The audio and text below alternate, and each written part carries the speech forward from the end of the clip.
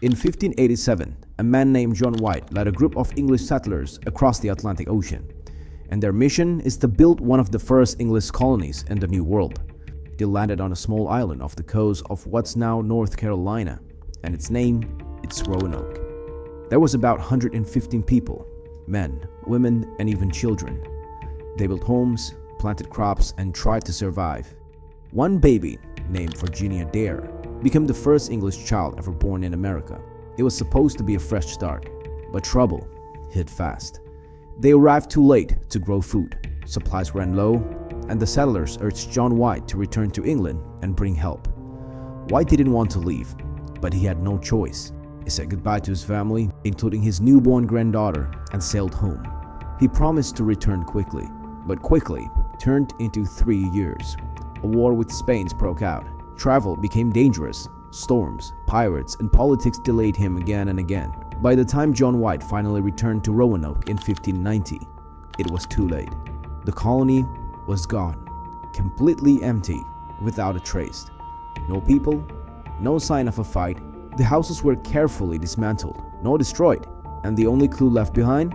One word: Croatoan, carved into a wooden post.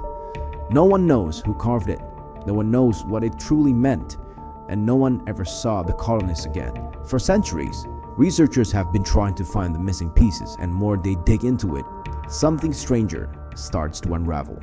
Welcome to The Real Central. I'm your host, Josh Gultam, and this is the place where we dive into the most unique and unexpected stories from all around the world. If it's strange, surprising, or just downward fascinating, we're talking about it here. We are a new channel, so please subscribe to our channel and comment anything down below to push our channel higher. Thank you so much, guys. Let's continue to the video.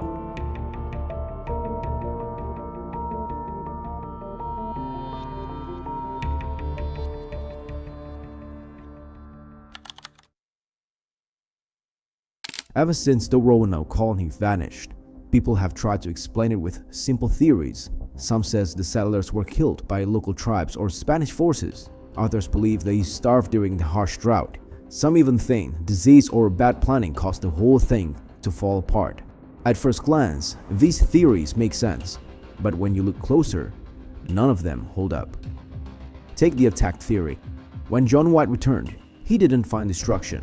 There was no burnt buildings, no broken walls, and no bodies. In fact, the houses looked like they'd been carefully taken down, not destroyed in panic. Even the defensive fence around the colony was still standing. If they were attacked, where's the evidence? Then there's the starvation theory. It's true, records show a severe drought hit the region between 1587 and 1589, but nearby native tribes managed to keep farming and gathering food during that time. So how could the colonists have passed away from hunger while others nearby survived? And again, where are the graves? If they passed away slowly, surely something would have been left behind. What about sickness or failure? Colonies fail all the time. But the odd part here is how clean everything was. There was no sign of sudden illness, no scattered tools or half-built shelters. Even their personal items were gone. It's like they packed up and left on purpose. All of these theories try to explain pieces of the puzzle, but none of them answer the big question. How do 115 people disappear completely without leaving a single trace? Maybe these disappearances aren't random at all. Maybe they're part of something bigger, something hidden just beneath the surface of our reality. A pattern, a signal, a doorway that opens when no one's watching. Roanoke might not be the end of the story, but the beginning of one we never meant to find. Roanoke isn't just the only place where people have vanished without a trace.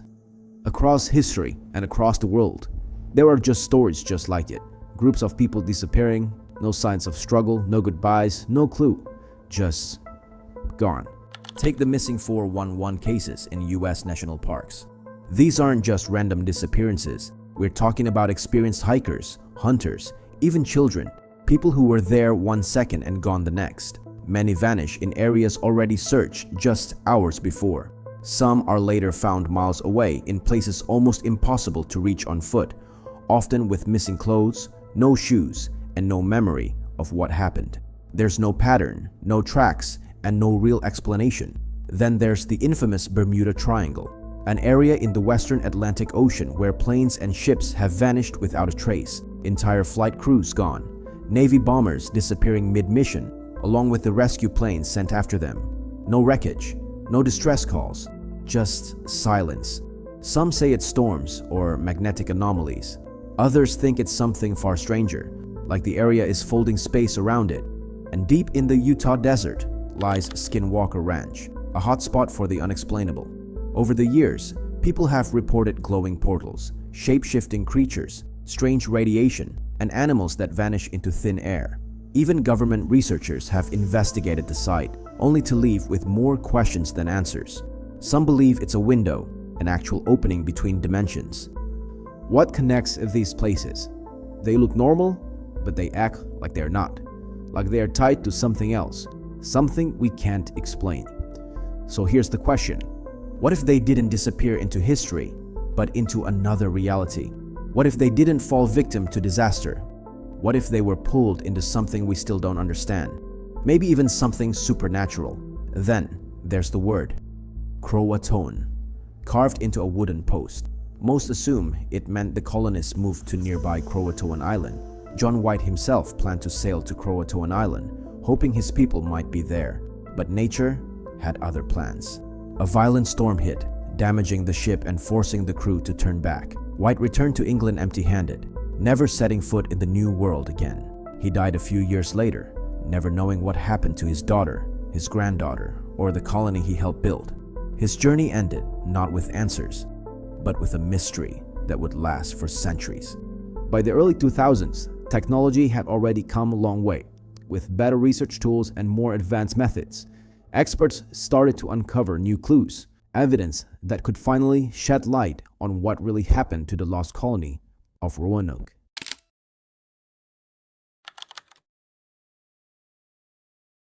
After more than 500 years, countless researchers have tried to solve the mystery of what really happened to the lost colony. But even today, most of the answers we've found remain frustratingly incomplete. Some theories suggest mass death, yet there's no physical evidence, no bodies to support that claim. Others point to bizarre ideas that sounds more like the plot of a fantasy novel than real history. And while these conspiracy theories are often the most entertaining and thought-provoking, but recently, some researchers have proposed a new explanation.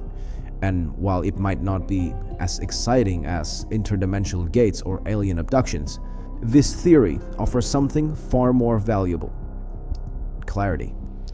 In 2009, archaeologists Scott Dawson and Dr. Mark Hartin from University of Bristol have found English tools, beads, and parts of guns buried there.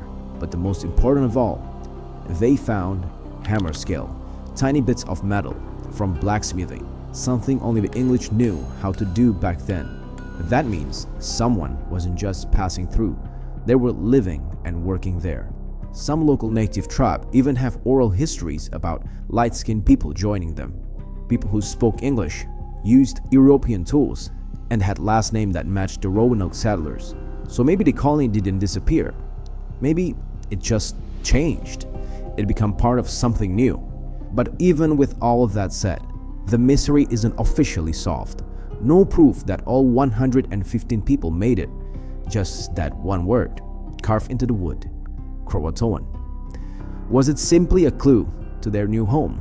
Or was it a sign of something much stranger? You decide. If you like this video and want to see more deep dives into more unique content, don't forget to subscribe. We've got more coming sooner or later. I'm your host, Josh Kultam. Thank you so much guys for watching. Goodbye.